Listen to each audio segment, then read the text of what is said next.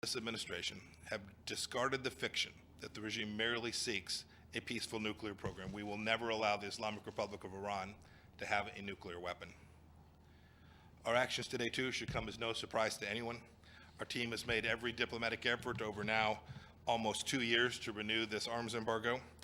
I want to thank the Dominican Republic for standing with us in this effort. Our friends in Germany, France, and the United Kingdom, the E3, all told me privately that they don't want the arms embargo lifted either. And yet, today, in the end, they provided no alternatives, no options. No country but the United States has had the courage and conviction to put forward a resolution. Instead, they chose to side with the Ayatollahs. Their actions endanger the people of Iraq, of Yemen, of Lebanon, of Syria, and indeed their own citizens as well. In stark contrast, the Gulf Cooperation Council nations deserve praise for showing courage and unity in warning about the danger from Iran. 2 weeks ago, Bahrain, Kuwait, Oman, Qatar, Saudi Arabia, and the United Arab Emirates sent a letter to the Security Council urging a renewal of the arms embargo before it expired in October. As Iran's neighbors, they know better than anyone else the havoc that Iran could create with these weapons. Look, the world, and especially our European friends on the Security Council, should have heeded their words. America won't join in this failure of leadership. America will not appease. America will lead. The leadership begins with recognizing the Islamic Republic of Iran for what it truly is, a theocratic, revolutionary, brutish regime that will not voluntarily seek peace or make life better for the Iranian people. The one-sided, foolish nuclear deal didn't bring security for America. It didn't bring stability to the Middle East, nor did it moderate the regime's behavior. And it never can.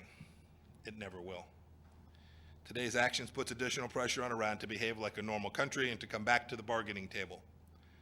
We call on the international community to join us in crafting a stronger deal that addresses the full range of Iran's malign behavior and protects people of all nations that simply want to live free from Iranian predation. Thank you. Happy to take a few questions. Let's start with Reuters. Thank you, Mr. Secretary. Michelle Nichols from Reuters. As you've just mentioned, this process can take up to 30 days unless someone puts a resolution forward beforehand to extend the sanctions relief on Iran. Has the United States asked the Dominican Republic to do this so you can veto that, or are you considering putting forward that resolution yourself to veto? And on Europe, your European colleagues have just put out a statement saying they can't support this move. Russia has said this is non-existent. What's your message to Russia, China, and other countries who may not reimpose UN sanctions on Iran after 30 days? Well, as for the process, we're confident that a resolution will be introduced. It's required under Security Council Resolution 2231, and we spoke with the President of the Council about that today. We're confident that that will happen. As for decisions that other nations make, they're sovereign countries, they get to make their own choices, but make no mistake about it. It is an enormous mistake not to extend this arms embargo. It's nuts, right? And I haven't heard privately from any country that thinks it's wise, except for perhaps from Iran. Everyone understands that this country, look, since 1985 alone, the Iranian regime has conducted terrorist operations across Europe. It's hijacked commercial jets, it's bombings, murdered innocent Europeans. It's conducted assassinations of dissidents in Europe, plots to blow up Jewish synagogues. This is all in Europe by the Iranians. Does it make any sense for them to have more weapons? We should not forget that just this year, they took down a commercial airliner. This is not a nation that is capable of or trustworthy to be able to buy and sell weapon systems. And so I just urge the whole world to unite. We have every capacity under 2231 to do this, and we'll continue this effort. We're going to make sure that this arms embargo doesn't come back in place. So you're expecting Indonesia to put forward that resolution to extend? The resolution is going to come forward. Indonesia? Okay, wait, let's go right here. Thank you. David Wayne from Bloomberg. Secretary of State, I can barely hear you. If you could speak up just a bit. Sorry, it's the mask. Can you hear me now? Yes. If China and Russia begin to sell weapons to Iran when the arms embargo expires, what action specifically can the United States take to stop them? Thank you. Well, we never get out in front of a decision the president may or may not make, but You just need look no further than the history of the last 2.5 years. When the U.S. sanctions were violated, we enforced them. When UN sanctions are violated, we're going to do everything we can to enforce them as well. Let's go up top. Hi, Valeria Robecco from ANSA News Agency. Mr. Secretary of State, when diplomats and others from some countries say that the process of the snapback is difficult and is difficult to happen, what does they mean?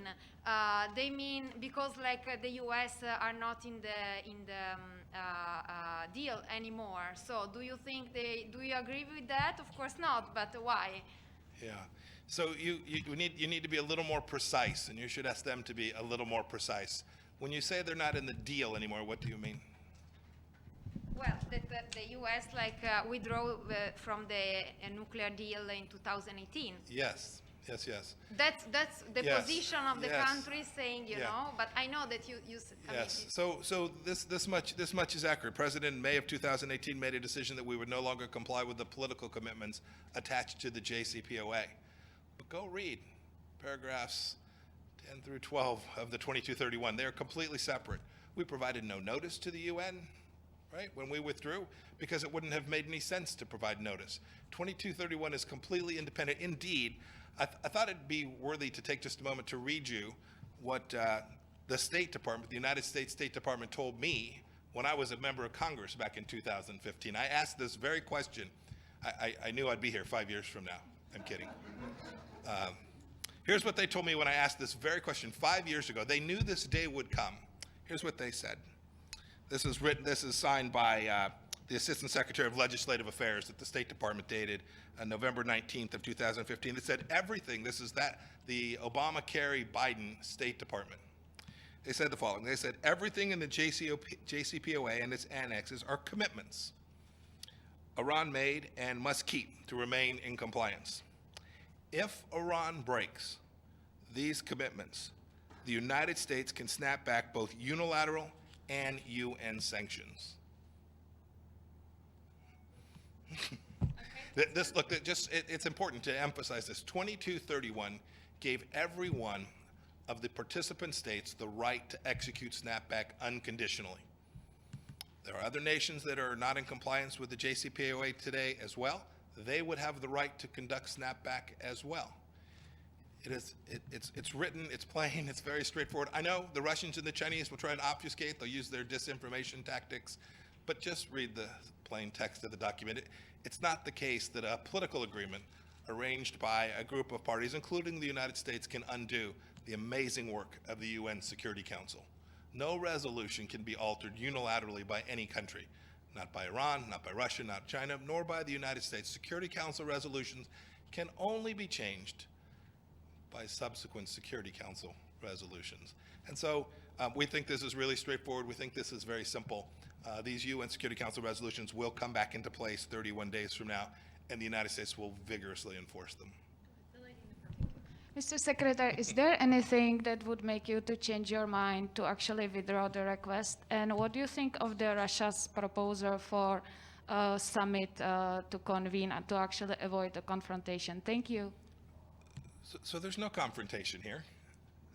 So there's no need to avoid any confrontation. This is straightforward. We stand here at the United Nations. The UN Security Council has withstood lots of difficult times. This is easy. The Security Council resolution is very plain, very simple, very straightforward. We know precisely how it will proceed, and so it's not a matter for anger or frustration. It's just we'll follow the rules of the UN Security Council, and that will lead to the sanctions being reimposed 31 days from now. As for things that would cause us to change our mind, if we could get to a place where we got a full-on agreement with the Islamic Republic of Iran to behave like a normal nation and live up to the commitments we've asked for, we have been prepared to have that conversation for a long time. Were we able to achieve that, we would consider withdrawing this. I think it's unlikely in the 31 days between here and there, but as a diplomat, I always live in hope. Let's do the gentleman next to her, and then we'll go up top next. Thank you, Mr. Secretary. Do you think you will have a different support from what you had last week when your draft resolution was voted on in the Council? did any other members in the council promise to support your process? And you mentioned your European partners. Maybe they say privately different Thank you. statement Right, they from say what they thank say you. publicly. Thanks for doing this, America. We appreciate it. Yes, that's what they say. Yeah. What's your question? So do you expect different support from the council members from Yes, we what you do. had last week? We expect every UN member to comply with their obligations under the Security Council resolution. We have every confidence that when these sanctions snap back, that every nation will execute them. That's your obligation as a member of the United Nations to do that, and we have every expectation that every Security Council member will do that. This gentleman up here. Thank you very much, sir. Mr. Secretary of State, can you walk us, it's less than 2 months from the 18th of October, can you walk us through the timeline where you think the sanctions will be restored on Iran before October 18th? And if on the 19th of October you found that companies and banks from Russia and China are dealing with Iran regardless, are you willing to sanction them? So the answer to the second question is, we've been consistent throughout this entire process.